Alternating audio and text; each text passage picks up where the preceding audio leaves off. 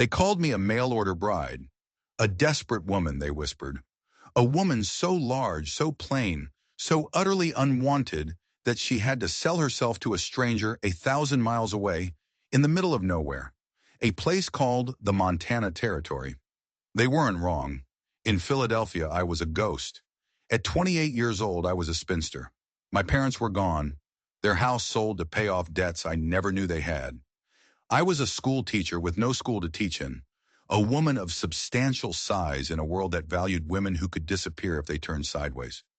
My cousins took me in, but their charity was a heavy blanket, suffocating me with every polite smile and every worried glance. I was a burden, a problem to be solved. Then I saw the advertisement, tucked away in the back pages of a newspaper, like a secret. Successful Montana rancher seeks a bride. Must be hardworking, God-fearing, and willing to build a life in the West. Position offers stability, respect, and the promise of family. Stability, respect.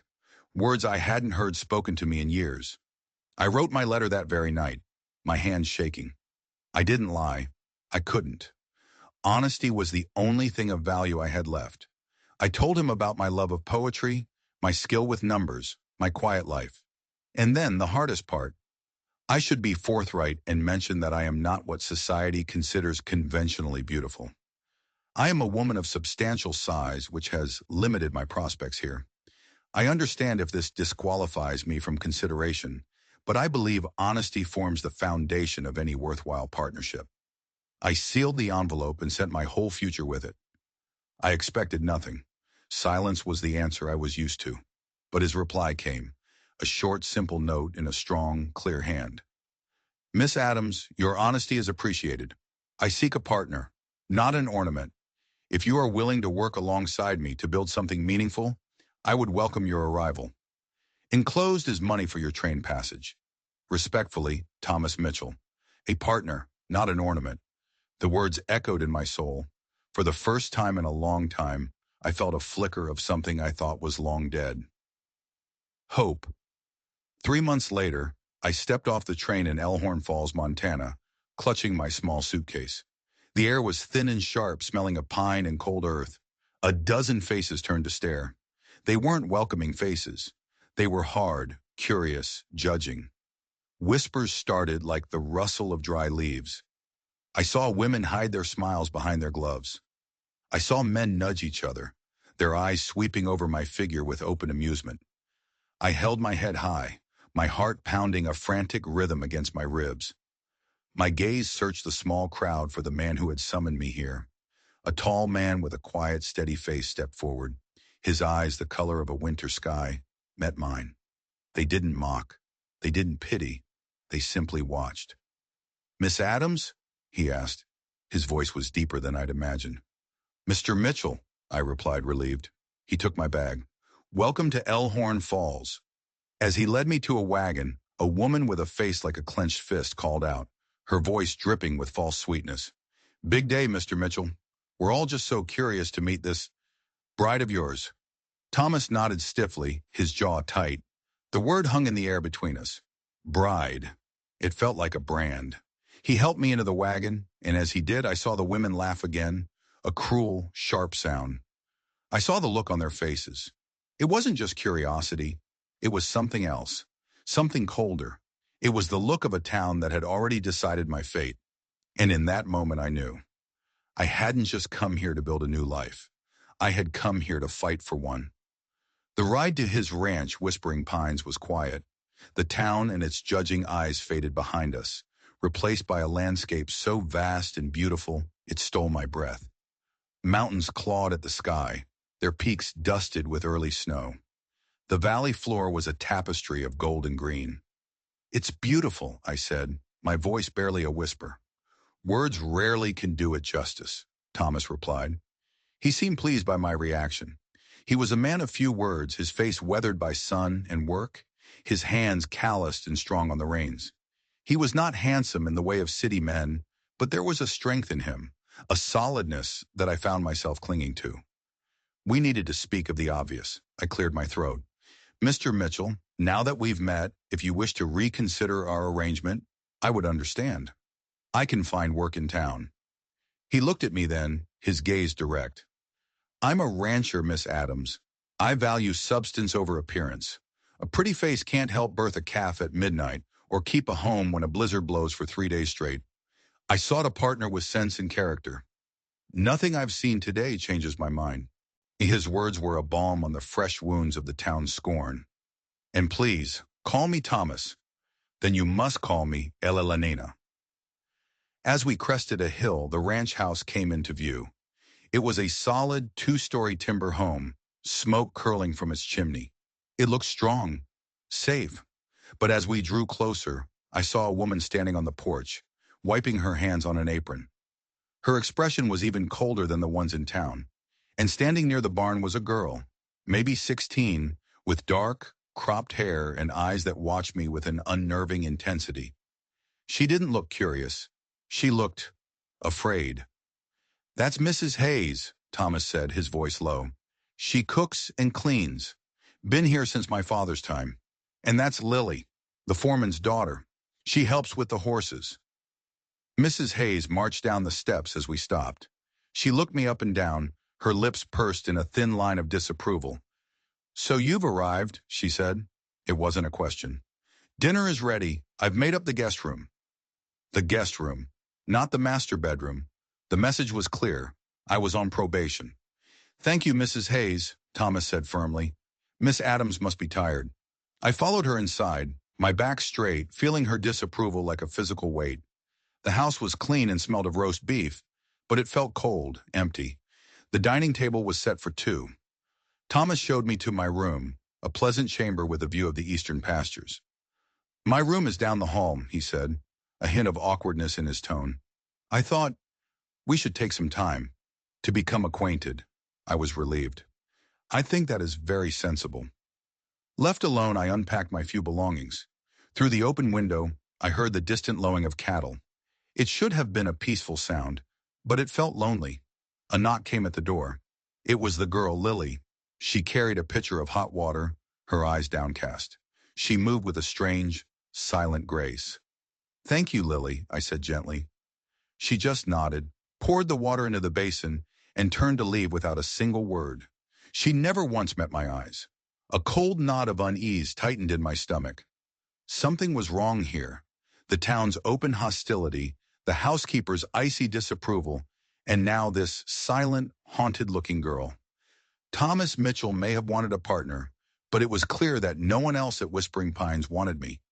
And I started to wonder what kind of man, in a valley that seemed to hate him for it, would be so desperate for a bride that he'd send for a stranger. What was he hiding? What secrets did this silent, beautiful valley hold? I had a feeling I was about to find out. My first Sunday in Elkhorn Valley was a trial by fire. Thomas had warned me. The town will want to meet you, he'd said. What he meant was, the town will want to judge you. I wore my best dress, a simple navy blue garment, and pinned my mother's cameo at my throat. It felt like armor. As Thomas helped me down from the wagon in front of the white clapboard church, a hush fell over the crowd. Every eye was on me. I could feel their whispers like insects crawling on my skin. Reverend Parker greeted us at the door. His smile was thin, his eyes sharp. Mr. Mitchell, and this must be Miss Adams. We've all been most curious.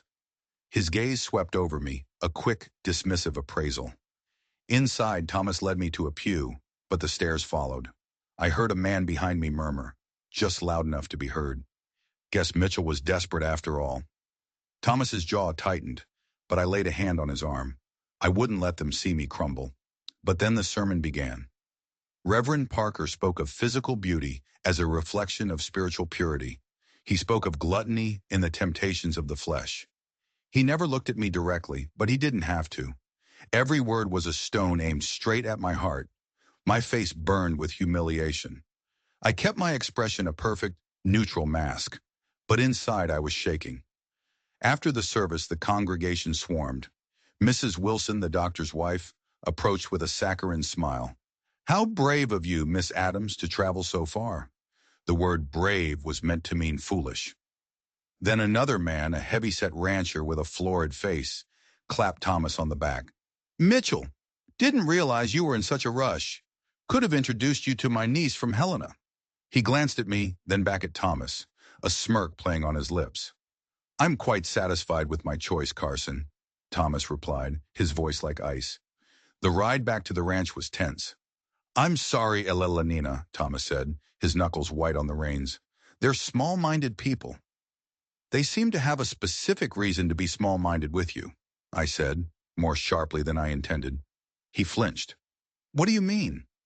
This wasn't just idle gossip, Thomas. It felt organized.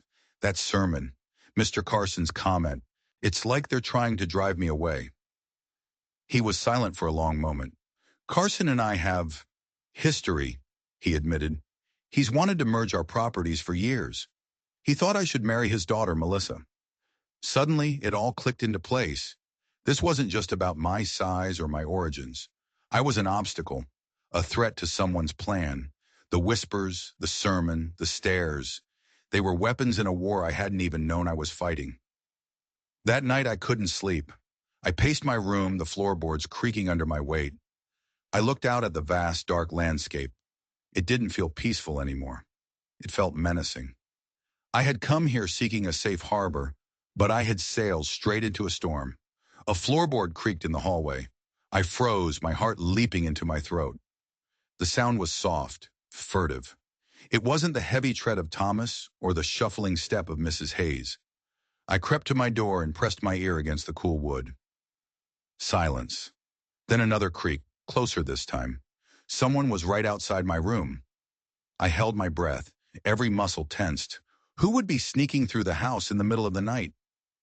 And why would they stop at my door?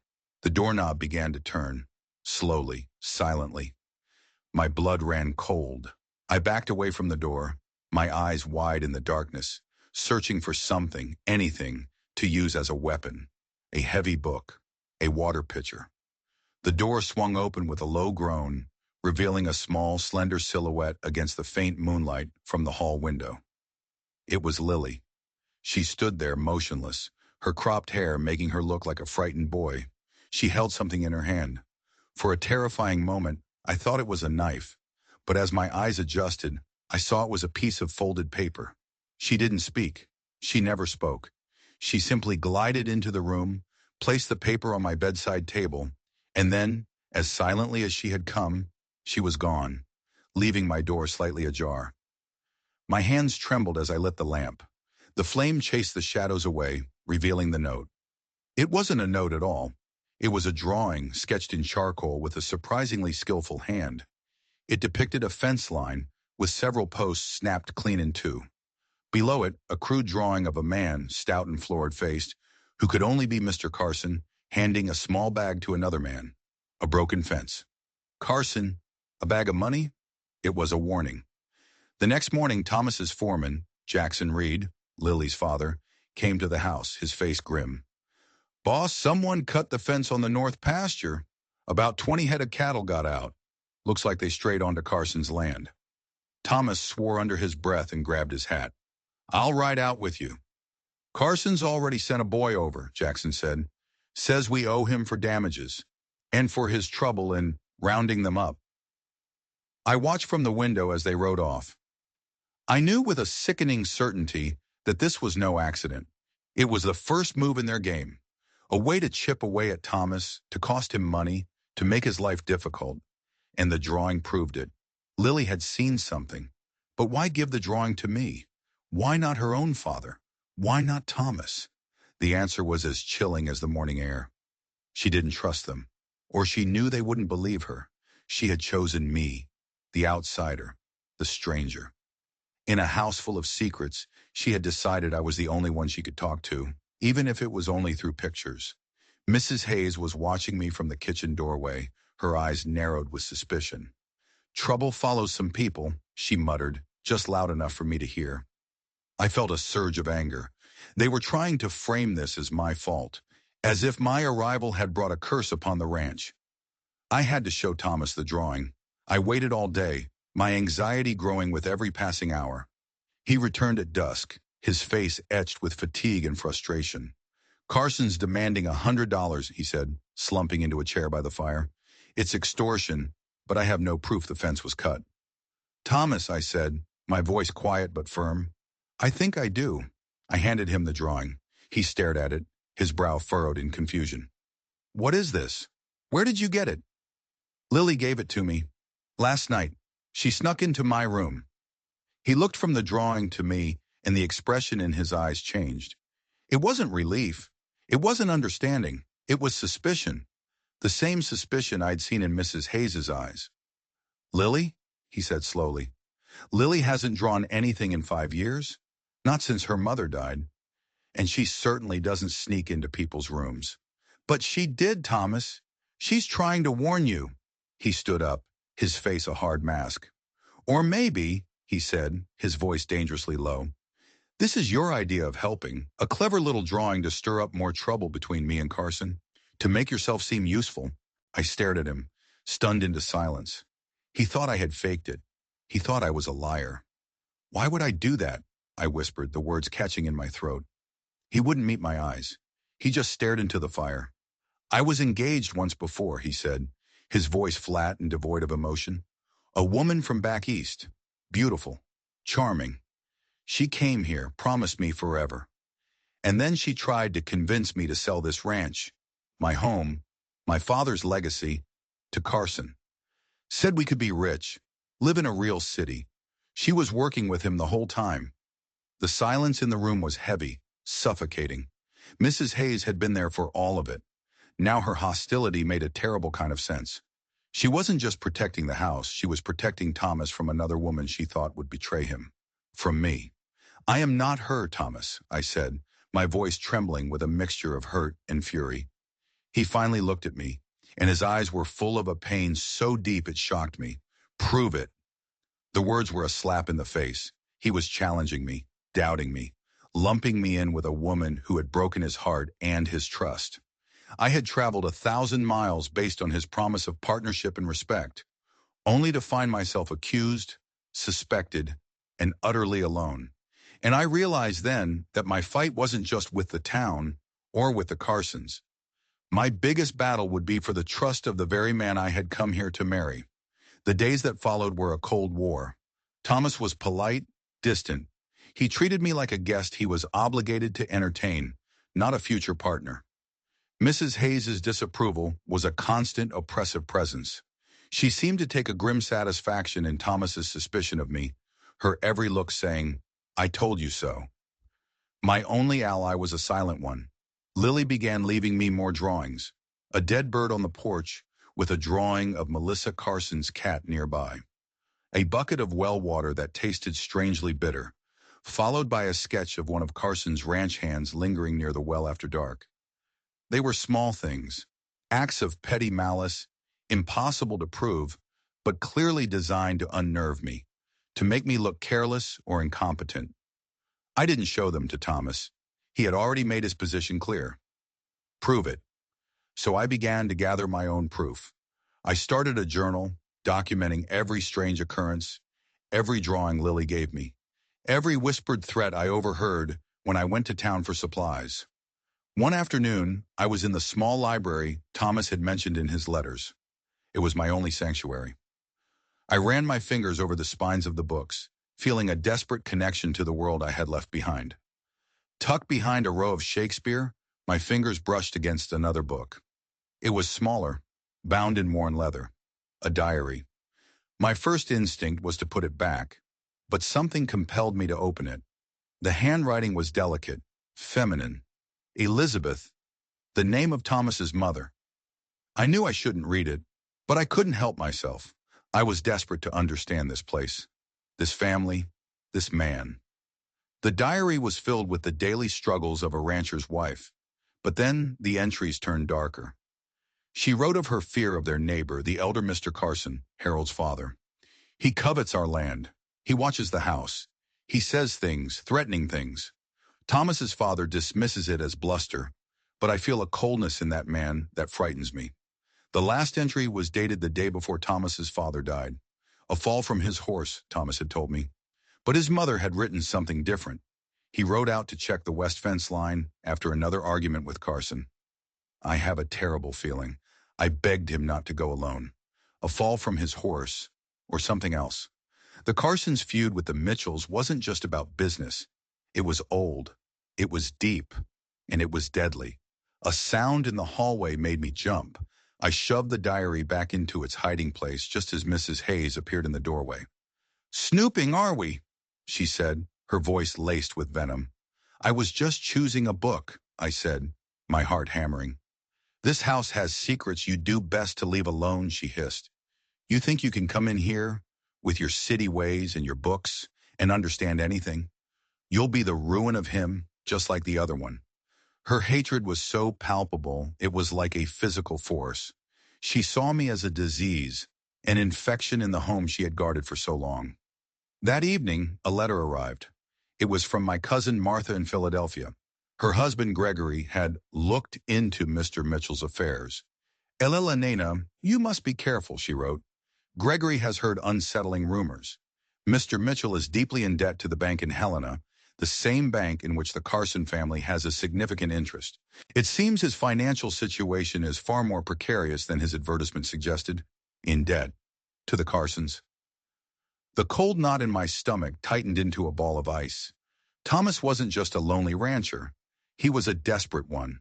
His sprawling ranch, his legacy, was built on a foundation of debt, and the Carsons held the strings. Now his advertisement, his simple, honest letter, all of it seemed tainted. Had he sent for me not just for partnership, but for an infusion of cash he hoped a wife from a respectable Eastern family might bring? But I had no money. I had nothing. Was that why he was so quick to suspect me? Did he think I was another one of Carson's plots, sent to finish the job his first fiancée had started? The next day, Thomas announced he was riding to a neighboring ranch to buy a new bull. He'd be gone for 2 days. The moment his horse disappeared over the ridge, I knew this was my chance. I had to find proof. Something real, something undeniable, that would force him to see the truth. I went to Lily. I found her in the barn brushing down a mare. I showed her the drawing she'd made of the cut fence. Then I took the charcoal and drew a question mark. She watched me, her large dark eyes filled with a familiar fear.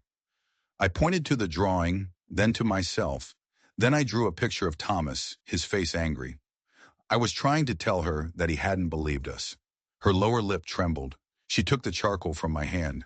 For a moment I thought she would draw something else, give me another clue. But instead she looked past me, her eyes widening in sheer terror. I spun around. Melissa Carson stood in the wide barn doorway, blocking out the light. She was not alone. 2 of her father's biggest, roughest-looking ranch hands stood on either side of her. "Well, well," Melissa said, a cruel smile twisting her pretty face. "Look what we have here. The fat little schoolteacher playing games with the half-wit." Lily shrank back, a small whimper escaping her lips. "Leave her alone," I said, my voice shaking but firm. I stepped in front of Lily, shielding her with my body. Melissa's smile widened. "Oh, I have no interest in her. It's you I came to see. I just wanted to deliver a message. Thomas is a fool, but he'll learn his lesson. This valley belongs to my family, and you don't belong anywhere." One of the men took a step forward. "Maybe we should teach her a lesson, Miss Carson." "Patience," she said, waving him back. "Her time is coming.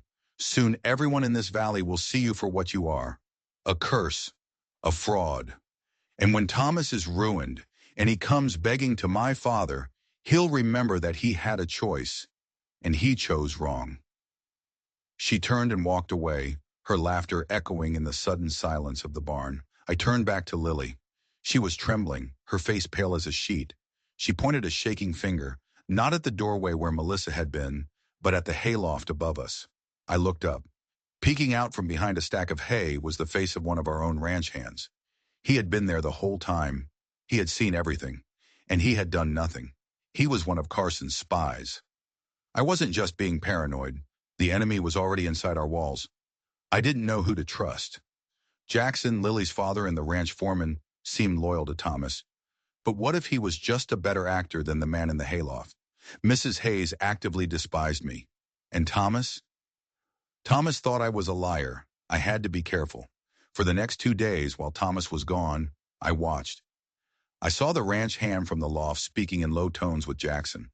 I saw Mrs. Hayes burn a letter she received from the postwriter instead of putting it with the rest of the mail. The ranch felt like a nest of snakes, and I was sleeping in the middle of it. When Thomas returned, I said nothing about Melissa's visit. He wouldn't believe me.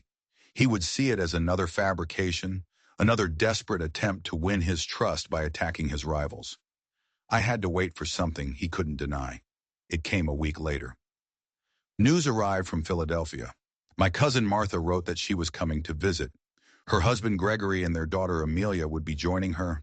They wanted to inspect my fiancé and my new life before the wedding could proceed. I felt a wave of dread. Gregory was a proud, condescending man who valued appearances and wealth above all else. He would see our rustic life, the tension in the house, Thomas's financial struggles, and declare the whole arrangement a disaster. He would demand I return to Philadelphia to a life of quiet desperation under his roof.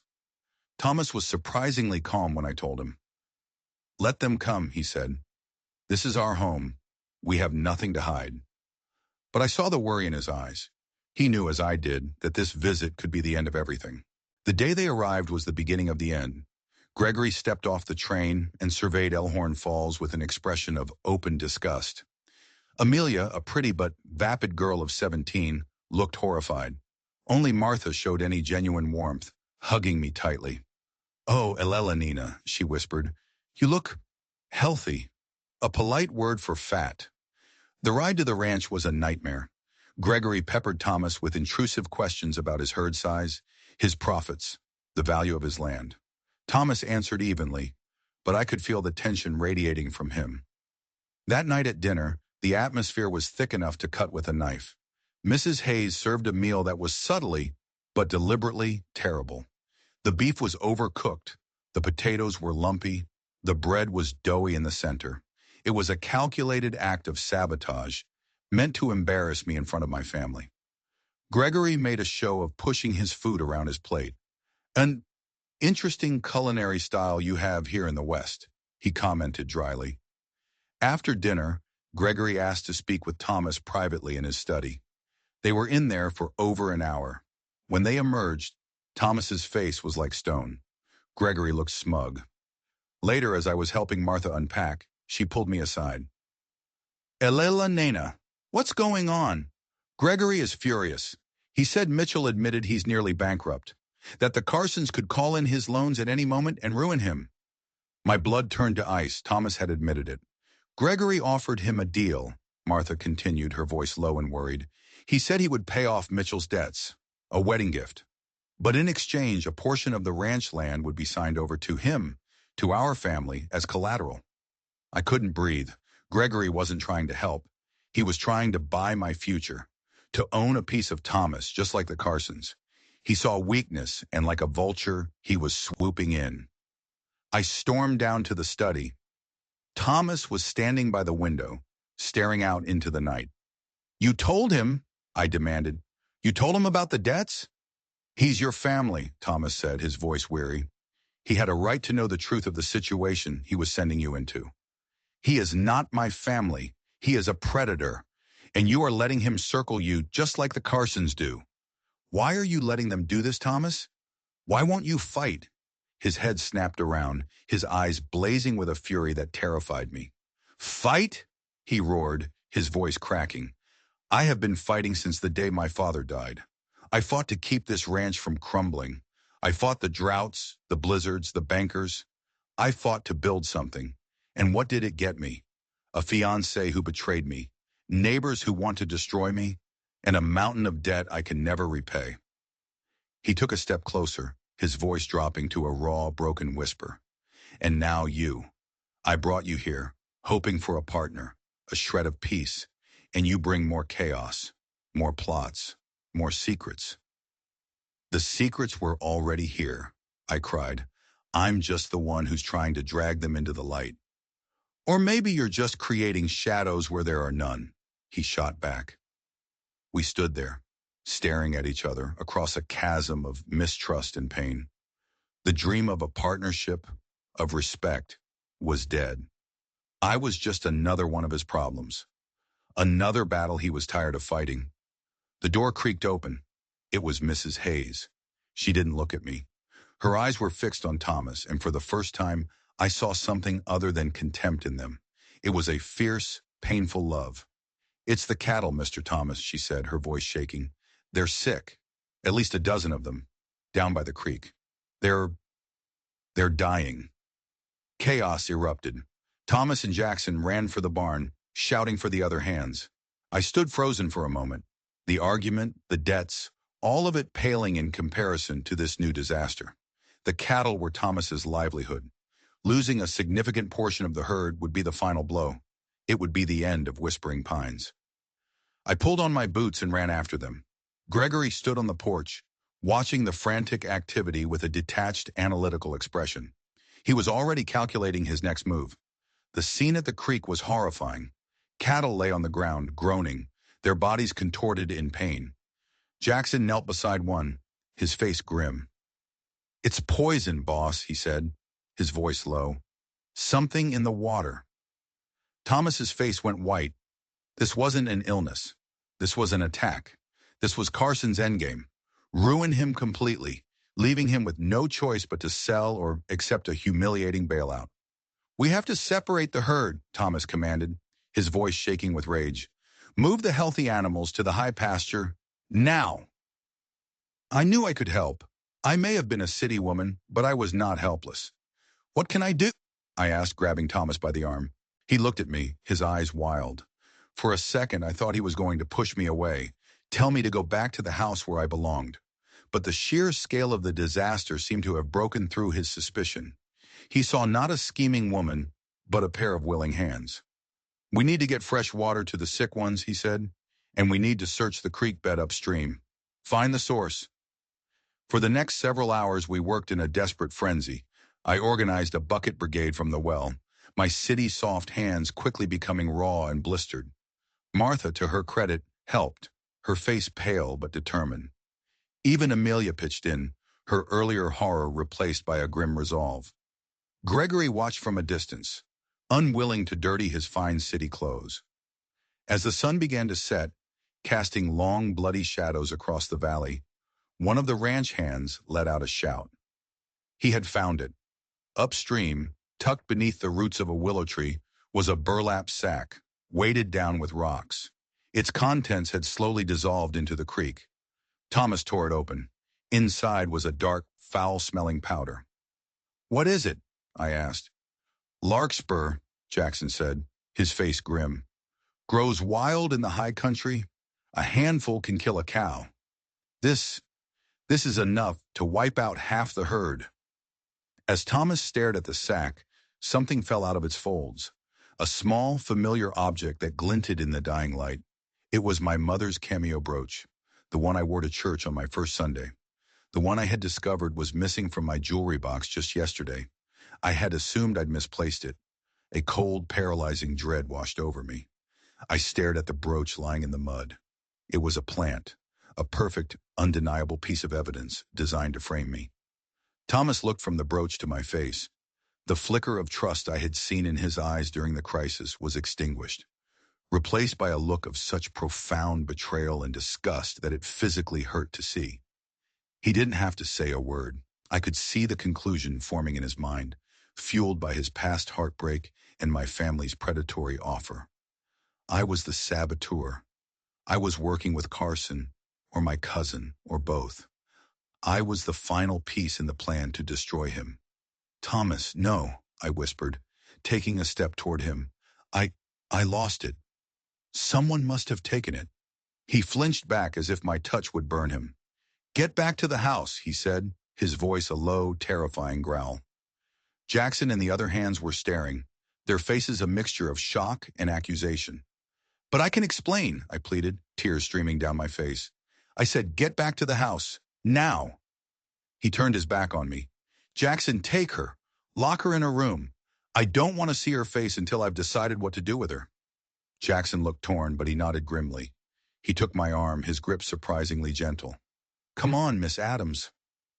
As he led me away, a prisoner on the land that was supposed to be my home, I looked back.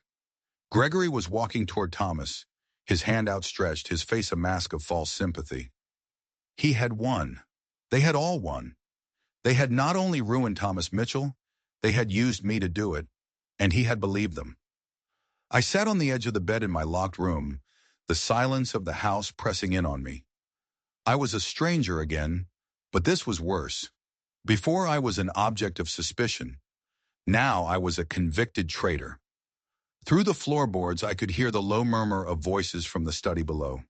Thomas, Gregory, deciding my fate, deciding the fate of Whispering Pines. I had never felt so utterly alone, so completely defeated. I had come west with a small, fragile hope for a new life, for a partnership built on honesty. Now that hope was a pile of ashes. My name was ruined. My future was gone. The sky outside my window deepened from bruised purple to inky black. A few hours ago, I was fighting for this ranch, for this man. Now I was his prisoner. The irony was a bitter pill to swallow. A soft scratching sound came from the window. I froze, my head snapping up. It came again, a faint thump scratch against the glass. My room was on the second floor. Who could possibly be out there? I crept to the window and peered out. Clinging to the thick ivy that grew up the side of the house was a small, dark figure. Lily. Her face was a pale oval in the moonlight, her eyes wide with urgency. She gestured frantically, pointing down, away from the house toward the dark line of trees that marked the edge of the woods. Then she held up her hands. On one she held a small lantern, in the other a shovel. My mind raced. What was she trying to tell me? The woods. A shovel. Was she trying to help me escape? She pointed to the lock on my door, then mimed turning a key. My heart sank. Even if I wanted to run, I was locked in.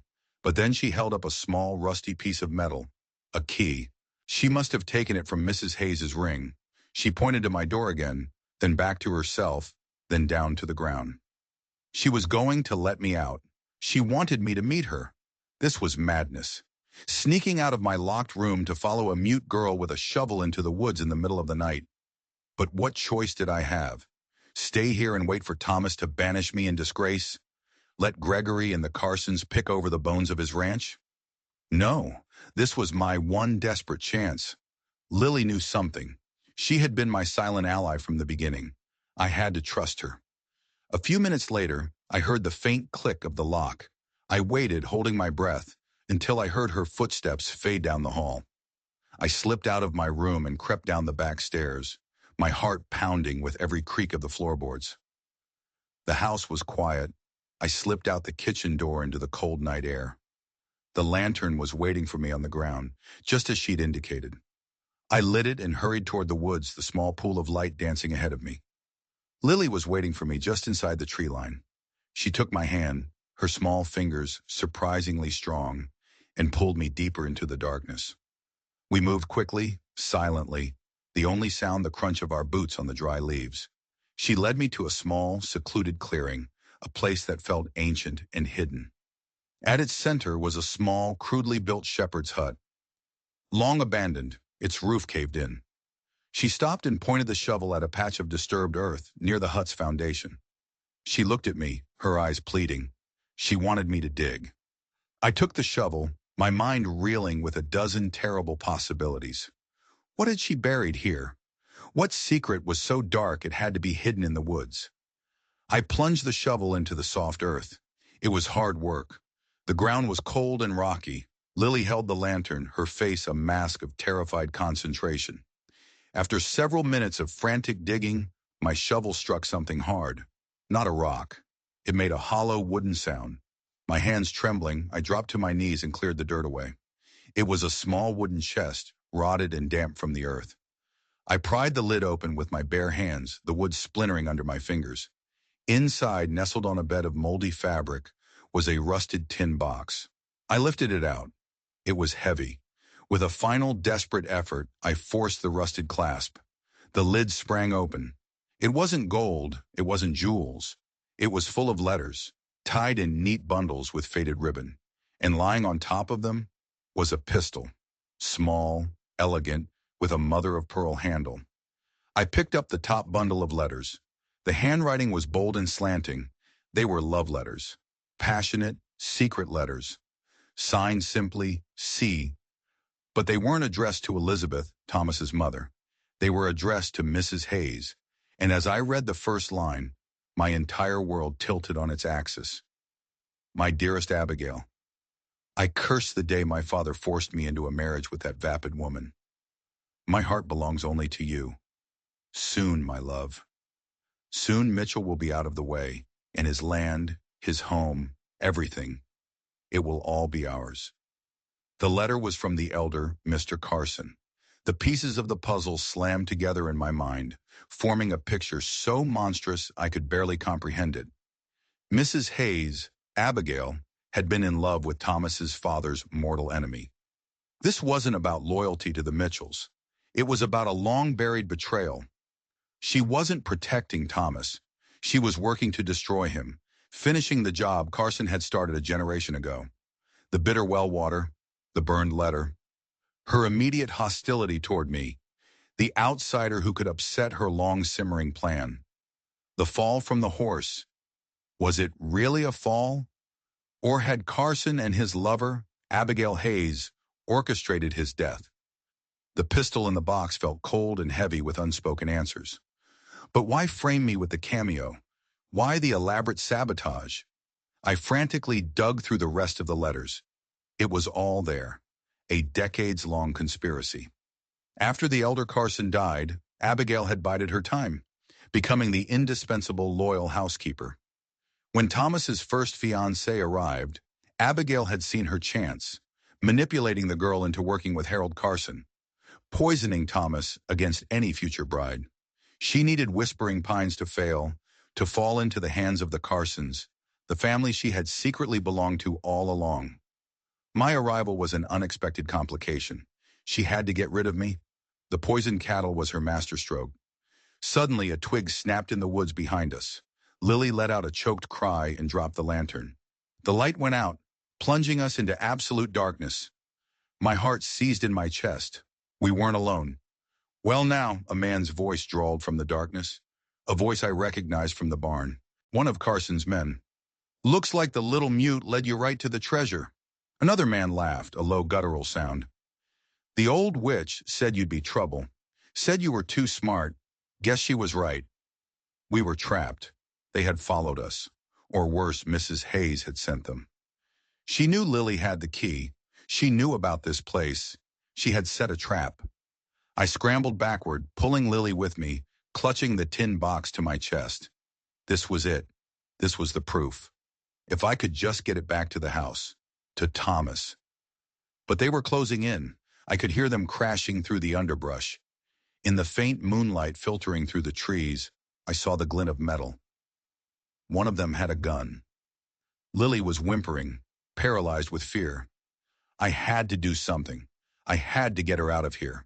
Run, Lily, I hissed, giving her a shove. Run back to the house. Get your father. For a second she hesitated, her eyes wide with terror. Then with a burst of speed I never would have thought possible, she turned and bolted into the darkness. One of the men swore and started after her.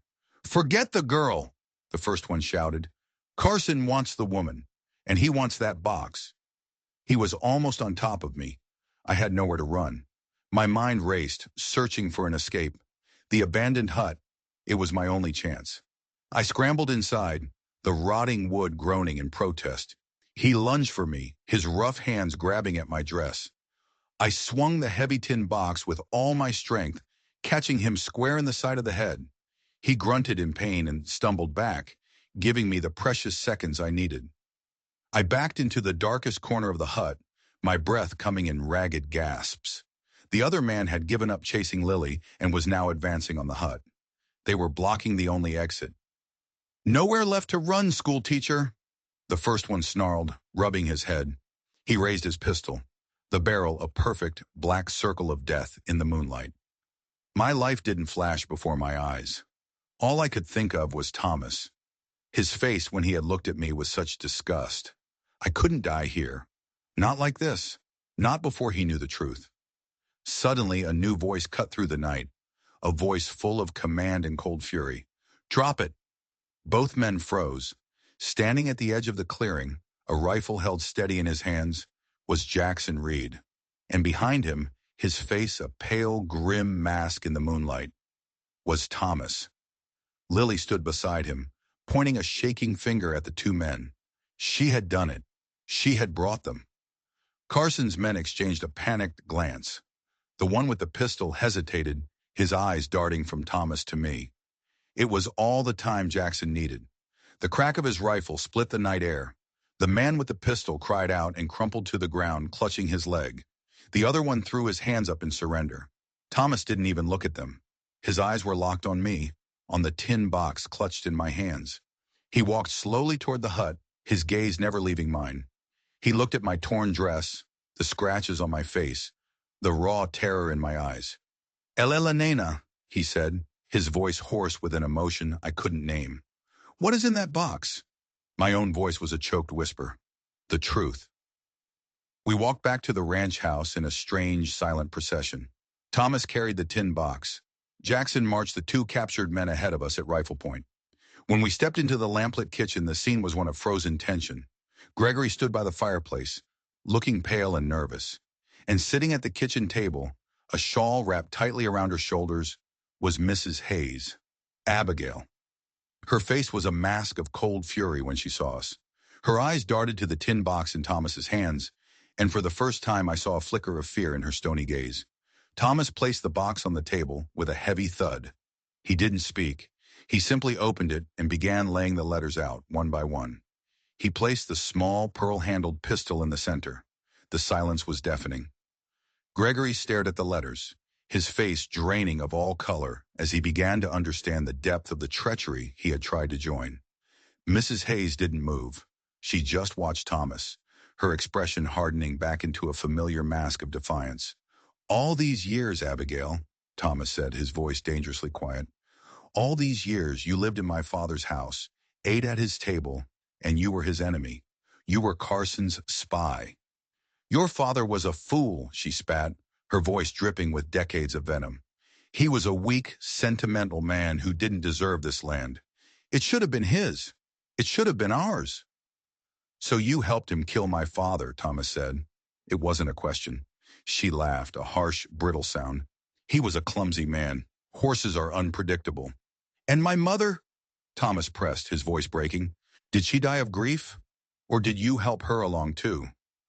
For the first time, Mrs. Hayes flinched. "She was weak. She faded. It had nothing to do with me." Thomas slammed his hand down on the table, the force of it making the letters jump. "And Ella Lenina? You framed her. You planted her brooch. You poisoned my cattle. You were willing to destroy everything I have left just to finish what you and Carson started." "She was in the way," Mrs. Hayes shrieked, finally losing her composure. She pointed a trembling finger at me. "She was getting too close, with her books and her questions. And that little mute rat," she glared at Lily, who shrank behind her father. "Always watching, always snooping. I knew she couldn't be trusted."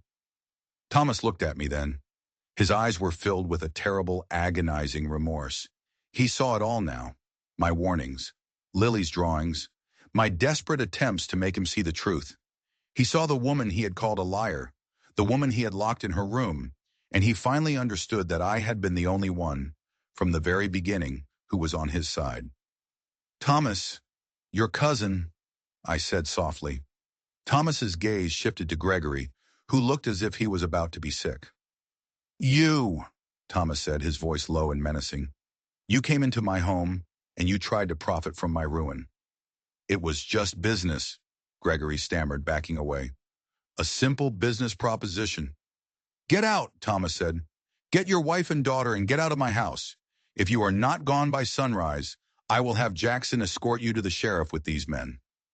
Gregory fled without another word. Now it was just us. Thomas, me, and the woman who had orchestrated so much of our pain. "What will you do with her?" I asked quietly. Thomas looked at the woman who had been a fixture in his life since he was a boy, the woman who had likely murdered his parents and tried to destroy him. His face was a canvas of grief and rage. "Justice," he said, his voice thick with emotion. "Whatever the law demands." He walked around the table until he was standing in front of me. He reached out. his hand hesitating for a moment before he gently brushed a smudge of dirt from my cheek. His touch was tentative, questioning. Elena, he began, his voice choked. I, I don't have the words. What I did to you, how I treated you. You were betrayed before, Thomas, I said, my own voice trembling. She made sure you would never trust another woman from the East. That's no excuse, he said, his eyes pleading for a forgiveness he didn't believe he deserved. I had your honesty, your character, right in front of me, and I threw it away because I was blinded by the past. I promised you respect. Instead, I gave you suspicion and accusations. I failed you. He looked down at our hands, his calloused fingers intertwined with mine. Is there any way you can forgive me? I looked at this man, this strong, broken, honorable man who had been fighting a war he didn't even know existed. I looked at the home he had fought so hard to protect, and I looked at the future that had almost been stolen from us. I told you once, I said softly, that I believe honesty forms the foundation of any worthwhile partnership. A flicker of pain crossed his face. And I believe forgiveness is the mortar that holds it together when it cracks, I finished. A single tear traced a path through the grime on his cheek. He pulled me to him then, his arms wrapping around me, holding me so tightly I could barely breathe. It wasn't a kiss of passion, but something deeper. It was a kiss of gratitude, of homecoming, of two fractured souls, finally finding a safe harbor in each other. I love you, Elena Adams, he whispered against my hair. I think I have from the moment I read your letter. I was just too afraid to see it. I love you too, Thomas Mitchell, I whispered back, my own tears soaking into his shirt. In the end, I wasn't a curse. I was the cure. The outsider who had come and, against all odds, had saved Whispering Pines. And in saving his home, I had finally found my own. The next morning, the sun rose on a different world. Jackson took Mrs. Hayes and the two captured ranch hands to town, along with the tin box of evidence. The story of her decades-long deception spread through Elkhorn Valley like a wildfire, stunning the community. The Carsons, implicated in the conspiracy, packed their belongings and disappeared in the middle of the night, their ranch left in the hands of the bank they had once controlled. The reign of fear and intimidation that had plagued the Mitchell family for a generation was finally over. My cousins were also gone, their wagon a cloud of dust on the horizon. Martha had left me a tear-stained note of apology, but I knew I would not see her again for a very long time. The ranch was quiet. The air, which had been thick with secrets and tension, now felt clean and light. The cloud of debt that had hung over Thomas was lifted. With the Carsons' crimes exposed, the bank in Helena was forced to renegotiate his loans on far more favorable terms. But the most profound change was between me and Thomas. The walls of suspicion were gone, replaced by a deep, unshakable trust. We talked for hours, sharing the parts of ourselves we had kept hidden. He told me more about his first fiancée, about the sting of her betrayal, and I told him about my lonely life in Philadelphia, about the constant, quiet humiliations, about the feeling of being invisible. We had both been wounded by the world. Now we could heal together. A week later, on a crisp autumn morning, we stood before Reverend Parker in the small clapboard church. The pews were filled not with judging eyes, but with the warm, friendly faces of our neighbors. They looked at me differently now. They saw not a mail-order bride of inconvenient size, but the woman who had unearthed a terrible secret and saved one of their own. I was no longer an outsider. I was part of the fabric of the valley. Lily stood beside me as my maid of honor. She wore a blue dress that I had helped her sew. As I said my vows, my voice clear and steady, she reached out and squeezed my hand. And for the first time since her mother's death, she spoke. Just one word, a soft, shy whisper. Sister. That night, Thomas carried me across the threshold of the ranch house. It was no longer just his house. It was our home. He led me not to the guest room, but to the large master bedroom where a fire crackled in the hearth. I sought a partner, he said, his voice full of a deep, quiet reverence as he traced the line of my jaw. But I found my whole world. Years passed. The whispers and the scandals faded into local legend. Whispering Pines thrived under our partnership. We had 2 children, a daughter named Grace, with my thoughtful nature, and a son, Samuel, with his father's stubborn determination. Lily, my sister in all but blood, became the town's first school teacher. Her voice, once lost to trauma, now strong and clear as she taught the valley's children to read. I never became what society would call a beautiful woman. My figure remained substantial, my features plain, but it no longer mattered. In my husband's eyes, I was beautiful. In my children's laughter, I was cherished. In the respect of my community, I was valued. Sometimes when I look out across the vast, peaceful valley from the porch of our home, I think about the desperate, lonely woman who stepped off that train all those years ago. She was so afraid, so certain of her own worthlessness. She had no idea of the strength she carried inside her. The world may judge you by what it sees on the surface. It will try to put you in a box, to label you, to tell you what you are worth. But true worth, like true love, isn't something that can be seen with the eyes. It's something that is forged in fire, built on a foundation of honesty and held together by forgiveness. I was the mail-order bride, the woman nobody wanted, but in the heart of a lonely rancher, in a wild and beautiful land, I found I was exactly where I was always meant to be. If you enjoyed this story, don't forget to like and subscribe. We have a new story waiting for you every week, and you won't want to miss what's coming next. Thanks for listening.